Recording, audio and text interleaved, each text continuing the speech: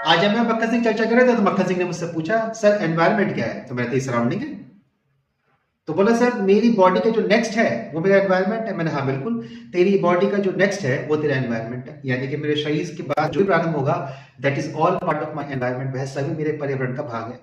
तो अब उसका मेरे पास नेक्स्ट क्वेश्चन आया, बोले सर कि रेडियस त्रिज्या कितनी हो सकती है एनवायरनमेंट की। मैंने भाई कम से कम 15 करोड़ किलोमीटर की है। That mean the radius of the environment at the minimum level is 15 crore kilometre.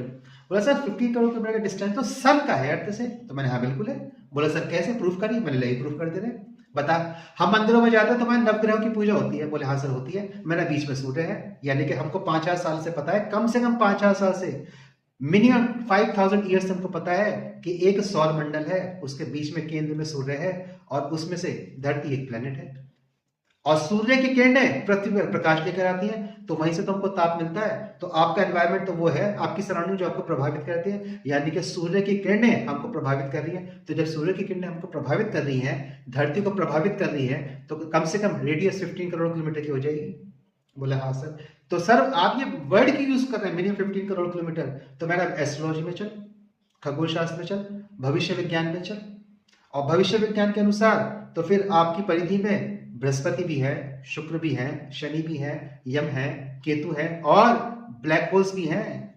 यहाँ पे यम जिसको माना गया है वो ब्लैक होल्स को माना गया है, और लगा लिया ब्लैक होल्स हमसे कितने डिस्टेंस पर है, और सारे तारों की ग्रह गणना कर रखी है। हमने अपनी मंदाकिनी को आकाश गंगा कहा है, यानी कि पिछले 5000 सालों में हमें आकाश गंगा का नाम भी पता है, जिसको बोलते हैं मिल्की वे।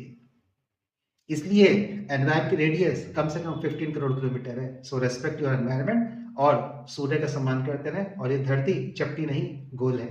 मैंने समझा मक्खन सिंह। बोले सर समझ गया। बोले मैं घर जा रहा हूँ, शाम की चाय का समय हो गया। तो मैं जाने से पहले कुछ तो बोलता जा।